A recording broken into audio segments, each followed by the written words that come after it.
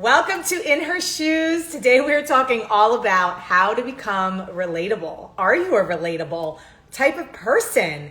And we're going to be brought to you by Rachel DeAlto. I'm so excited to bring her on. I see her right now. Let me see how I can bring her on here. Let's see. Okay. Here we go.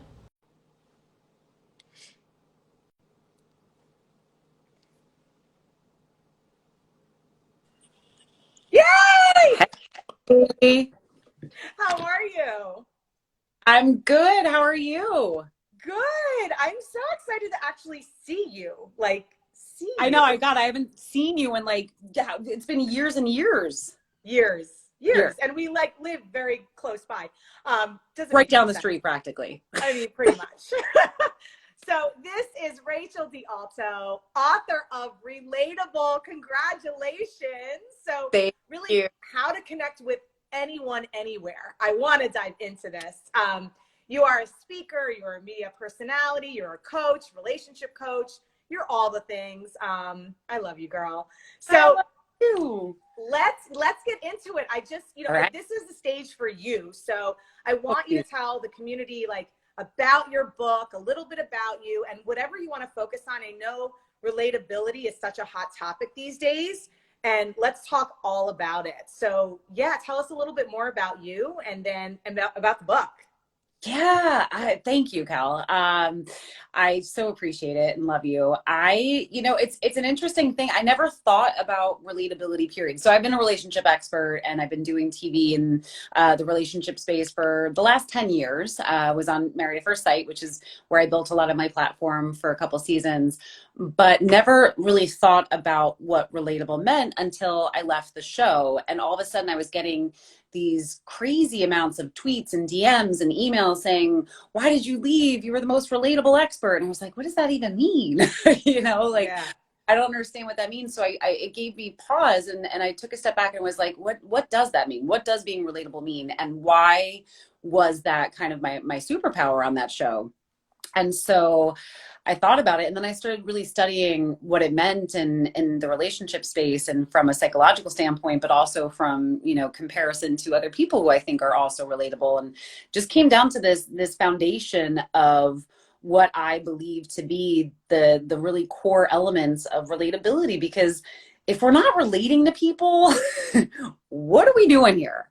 Yeah. Whether you are looking to make friends, whether you're looking for a job or looking to go up a corporate ladder or looking to build a brand, in our space, half of our friends, I honestly think all of our mutual friends have their own personal brands, and are entrepreneurs. And if they're not relatable, then they don't have a consumer, they don't have a base because nobody can identify with them. So Yeah. that's really where that came from. And it started out as a keynote. So I started doing it as a keynote a couple of years ago, and COVID happened. And I had a book proposal kind of in waiting.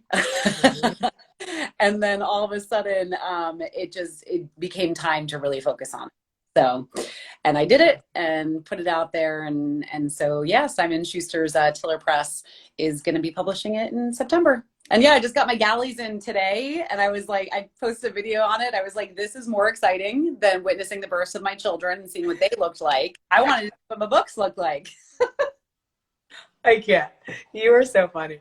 So I want to ask you a question about, as you were writing the book, or even before, because you said you were doing keynotes on this, what did you find, or what are you finding with the people that you've been exposed to?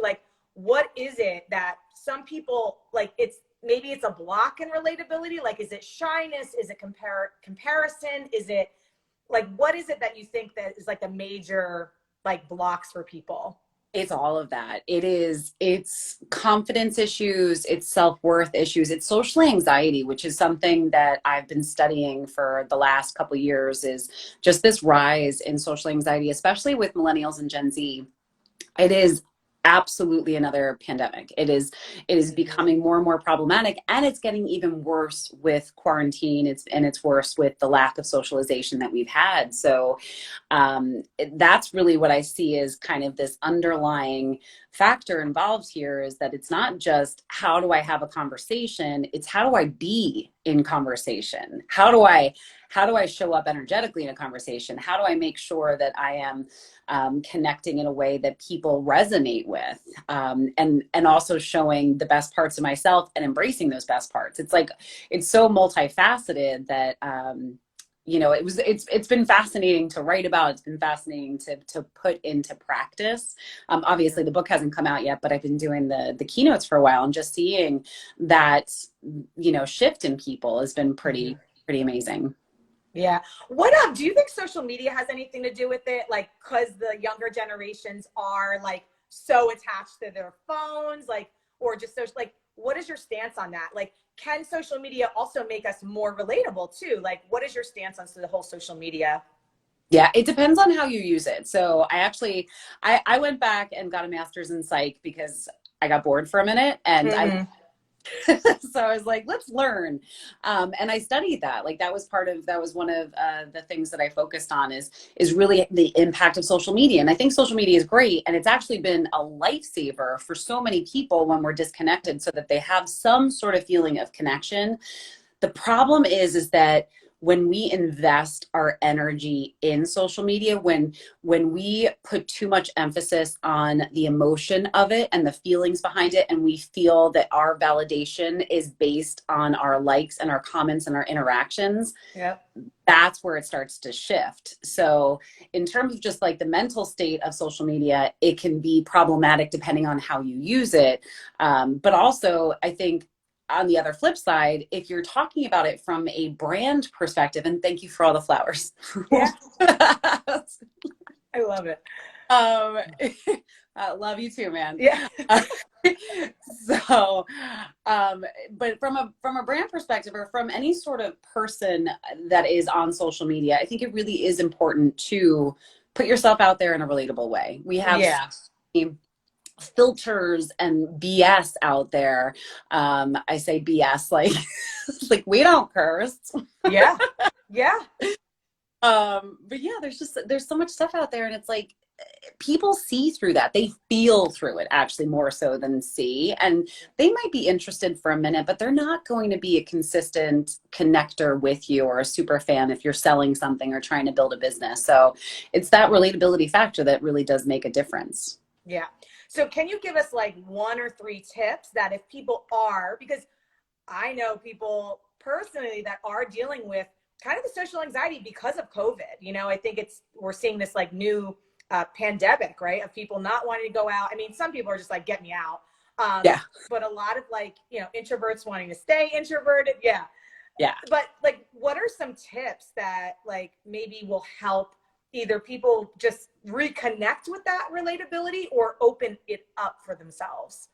Yeah, that's an awesome question. And also, we talk about introverts and social anxiety oftentimes in like the same zone. I actually just did a TikTok on this because people were talking about it the other day, and I was like, well, introversion is a personality trait. That's something that you're born with. Social anxiety is something that you grow based on a lifetime of experience, or some sort of, we don't know if it's some sort of biological element as well, but it is really difficult for people with social anxiety to just say, it's not something that you can just like, oh, just put on a good face and get out there. So Yeah. what I say is, it really has to be baby stepped in, but you still have to push yourself. So if you are anxious, it doesn't mean that you have to go from 0 to 60.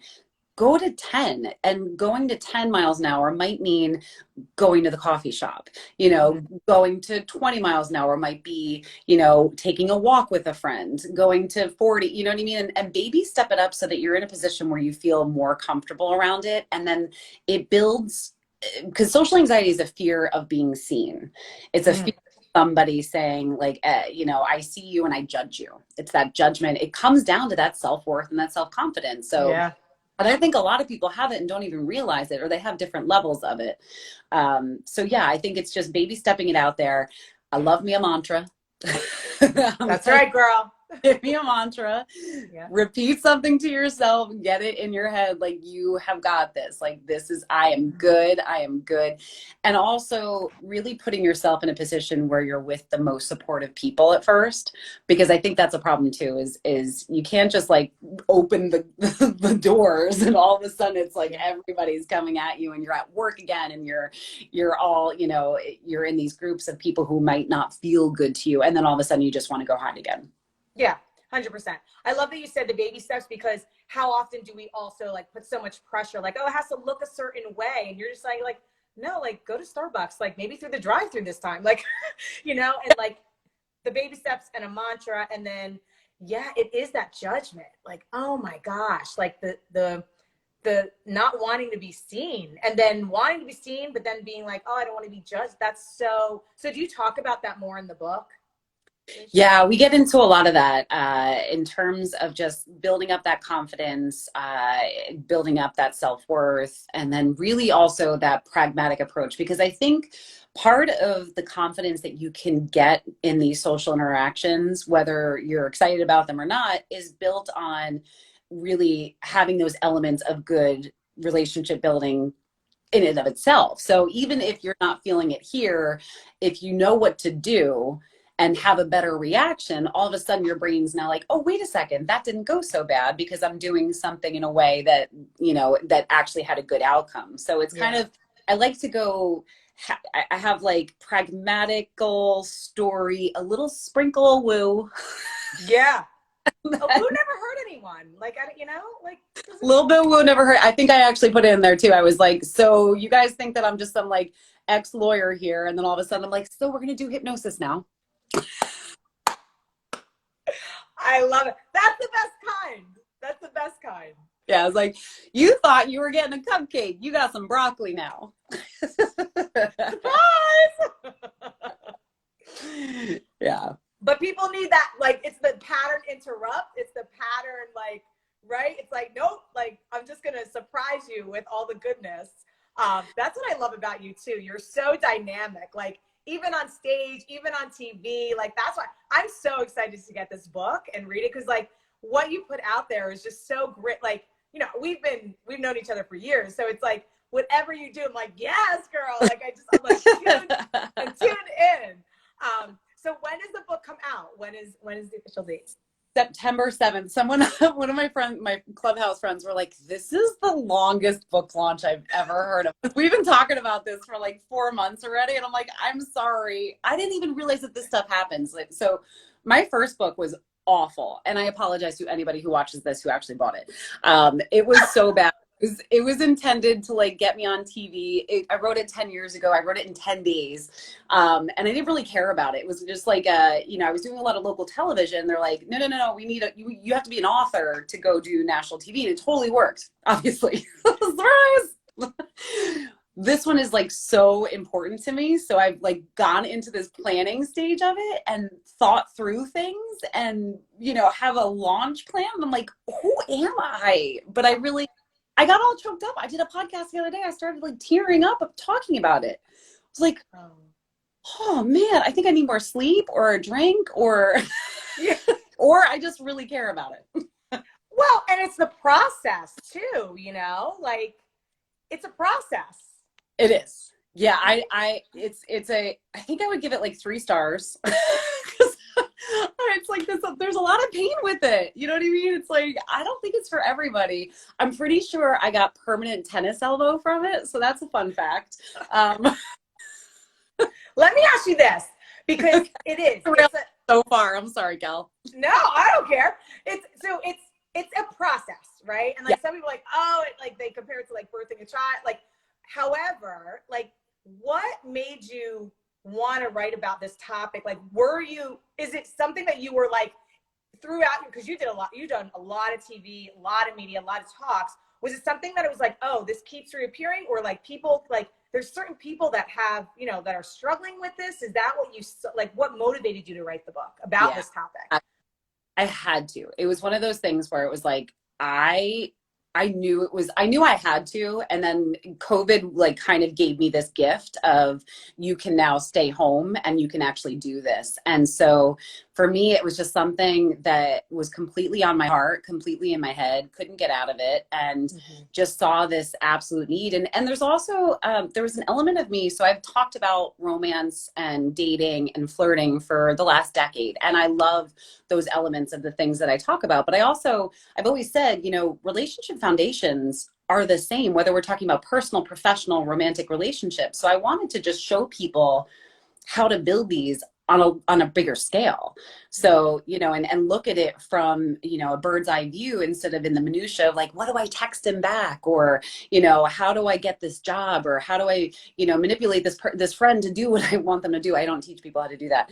But that but would yeah, be good though. that feeling of like, okay, I want to show people the umbrella. I want to show people how this all fits together. And so that was part of it too. But it was really just like it was this passion project that just kind of like came out of my mouth and into my fingers. Yeah, that's beautiful. So when does pre-sale happen? Is it in September or? No, right now. Yeah. Oh, right now. It's The pre-sale. link is live.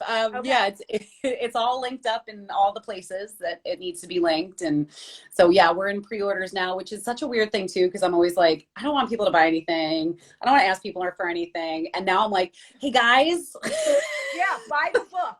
Yeah, buy the book. Buy the book. So anyone watching this, we need to support Rachel and we're going to buy the book. Like, because the pre-sale is, from my understanding, like it's very important, correct? It's huge. Yeah, it's a huge, so pre-sales determine how much of the book they stock at launch. So Mel Robbins actually posted about this recently, who I love to pieces. And she was saying how she didn't have a whole lot of pre-sales. So when she launched, she like crushed the system and didn't make lists because they weren't stocked and people couldn't order them. Wow. And I was, oh, that's heartbreaking. I mean, listen, I don't think I'm going to end up on the New York Times, but hey, you never know. Girl, you never know. Let's put it out there right now. Yes. Yes, you will. Like, yes. Yeah. I'm holding that vision for you. All right. All right. Yeah. Everybody, we're gonna pull that. I'm gonna take that out of my mouth now. We're gonna take that out. We're gonna yeah. Yes. We're gonna take that out because you also have been crushing it on Clubhouse. Like if you're not following Rachel on like you girl, I was watching it, I was like, look at her go. Like go. So you could do that. You could definitely do New York Times bestseller. So we all need to support and buy the book now, pre-sale. So you love. Yes. So pre-sale. Thank you. And then do you have like anything to go with it? I know like there's some like tools and stuff and yeah, I'm gonna be doing for like if you do the pre-sale. Yeah, I haven't even like it's not even up yet. Because we're still 4 months out. A little over 4 months out. So in the next month, we're gonna have a launch team page. So if everybody just save your receipts. I mean, do people still have receipts? I think it's pretty much all on Amazon. But yeah, we'll have that all there, and I'm gonna be doing probably some live webinars and things like that, like AMA type styles, and there'll be some hypnosis downloads, which has been super popular randomly. That just came back out, like, because I was just saying, like, I don't really do a whole lot of my woo side out there, but I did this TikTok that blew up. All of a sudden I got 7,000 DMs asking for this cord cutting hypnosis. So I was like, all right, we're gonna throw you a couple hypnosis in there too. So yeah, I mean, people need to cut some cord, right? Like especially apparently about 7,000 of them. Listen, I mean that, and that's what, like, you're so dynamic, like speaker, hypnosis, like that's why I get the book, because that, I mean, it's just unlike your big, and if you want to do something, like if you want to come back on, or maybe we do something else like closer to, yeah, totally oh my God, with you. You all day. Yeah. Like, oh my gosh. Like what? Like what? Okay. So what else can we give people, like, to just help them? Like if they are, maybe they're stuck or they're stagnant, like what else are you, like, you know, saying in the book that could help people, or anything that you've known? Cause like you also blew up on TikTok as well. So you have some great tips. Like, it actually kind of goes together. it's interesting. I think the reason why my TikToks became popular, and obviously I'm not a TikTok expert, but they really did. It's crazy what's happened over there. So like everybody that watches this, that is a, you know, personality or an expert or building a business, get there, because I love you, I need to Instagram. get on. We're here right now, but Instagram growth is horrid. Yeah. But TikTok, it went from, I've been on there for 3 months now. I have 55,000 followers already and like 6 million views. It's bananas, like what you can do over there. I've been using the word bananas all the time, and you cannot say the word bananas without saying BANANES. Thank you, Gwen Stefani. But anyway. Wait, can we pause right there, because your videos are even relatable. Like, what are you doing in your, I mean, I'll go check out TikTok, but like when you're doing your video, because this is also, right, like how are Yeah. you relatable on Well, that's, your, yeah, your that's social media? that was the long way that I was getting there. Oh, I'm was, sorry. I'm like, oh, tell me. no. I'm like, this is why I'm not allowed to talk to people after 5. I haven't even had a drink. But no, I think I show up as myself. And I think we all have different versions of ourselves. So sometimes I don't even like to use the word like just be you, because we all have different versions of you. I have the me that shows up on TV and has never cursed on camera on live TV. I have the me that shows up at one of our events that we used to be able to go to and has a couple cocktails and the F word comes out about 17 times in a row. They're all me, but what I do is I always show up as you know, the version of me that serves that audience. And so there's not a whole lot of masks. There's no makeup. I mean, I barely put on mascara, although I had bad Botox, so I had to put a lot of mascara on to lift my eyes for a while. It was really bad. It's actually coming back. I got a little bit of movement back, but it was really bad. I was like, this is awful. So, but yeah, I show up as who I am, and I talk to people like I'm having a conversation with them. And people resonate with that because they're tired of they don't want somebody who's up here saying like, this is what you do, you know, and this is how it's done, and this is the only way it's done. I think people want to be here with you. And I don't care who you're trying to connect with. You want to be here. And actually you want to be here. Like, you want to come from the heart, and you want to talk to people in a way that's helping them heart to heart versus I'm going to put on this mask that I feel like I'm up here. Mm-hmm. That's so important. That's so important. And also, like you said before, it links into like the self-worth stuff, right? Like, yeah. it's Oh like, my gosh. So do I have Sag? No, I'm actually a Libra. I'm a Libra with Aquarius rising and Capricorn. So I don't know.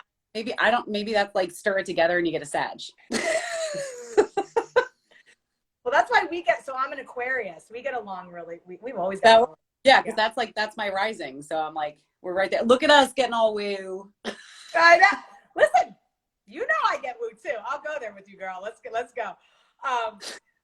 But I like that point because and even myself, like I'm still taking off the mask, and I'm still like, what are people gonna think? To a degree, and I'm being so vulnerable, like, but it's like, yeah, like where are the places that we hide? I'm still hiding. Like, I'll admit, like I'm still hiding in some areas, and like, where do we do that? You know, more We do than that not. Yeah, that's honestly, that's the biggest part of this, you know, relatability is getting down to you don't have to hide. It doesn't matter if people judge you. It doesn't, because those aren't your people. It doesn't matter how you show up as long as you show up in a way that feels truthful to you in that moment. And I think the part that breaks my heart is when I meet people and I'm like, I wouldn't have recognized you if I fell on you. I don't understand. Like, you are a completely different human than I thought I was connecting with. And it's like, Yeah. why didn't you think you were enough? Like, why didn't you think you were enough exactly as you were? And that's the part that I think the biggest shifts come from. Yeah. And it's like, well, you know this because we'll go woo. And it's woo, but it's like actually scientific. It's like also the programming that we've been programmed for years, like by what we've learned, seen, media, like all of that. Like, it's coming in from all different angles, and we just kind of like take it on as kids, right? Like, Oh my gosh. Oh my God. I mean, I was watching TikToks because that's what I do in my free time now. And there was like it was talking about like, because I'm the end of millennial, beginning of Gen X. And it's right there. And it's like, we were raised on the media of super thin, super, the plastic surgery was starting, which, oh my gosh, Oh, one of my pictures that I love. I don't even know if I can do this. This is my favorite one. oh my God, stop. This one's the best. Yeah. So Oh my gosh. okay, so that's I called the pillow face filter. Cracks me up. But this is what we see, and we think that like everything has to be perfected. Now there's like the symmetry one. There's the inverted thing on TikTok where everybody's figuring out how asymmetrical. I'm like, I'm a disaster. I don't even know which way my nose goes anymore. But we use that, we take all this very visual, all of our image to heart, and then and that's where it starts, and then it translates into every aspect of our life. It's not just how we look, it's how we act isn't enough, how smart we are is enough, how much money we make isn't enough. And it's a slippery slope down. Mhm. Yeah. And I think it also has to do with like the inner work, right? I mean, the woo woo, it's woo woo, but it's inner work. Yeah, sorry, I'm laughing at the comment. Yeah, Myrna, you got to try the pillow face filter. I send videos of myself with that to my fiance. He won't even open them. He's like, I no, stop it. Like, you're a freak. And I'm like, yes, I am. That is wild. I should do the thing. I'm not gonna screw it up right now, but yeah, that is amazing. That's Yeah. Good, amazing. good. So anything else that you want to share that you think will get the book pre-sale? Anything else that you think I'm gonna like I will plug you to like I will plug you. Um anything else that you can think of that would be helpful, that people that are maybe really struggling, like, and maybe they're like, it's like crippling that, or maybe they're afraid to take off the mask. And because listen, like even with these filters, like Yeah. what Oh is my it God. doing to like the younger people too? Like like we didn't have filters when we were growing up. No. Oh my God. Remember when Instagram first came out and you could put a filter on it at all? And you're like, everybody looked like a sunset. Like everybody. I was like, my face was like brown with like rust colors coming out of my hair. But yeah, like we never had that.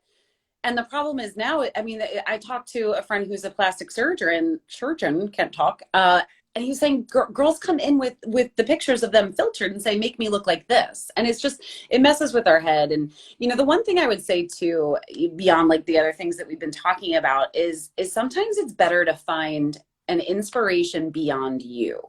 Like instead of being so within, and focusing on who I am or what I'm doing wrong, is like, what is your purpose? What is that thing? What is your inspiration beyond focusing on what you're, insufficient at? And so, I think that's another element of relatability, is like finding that spark, find something.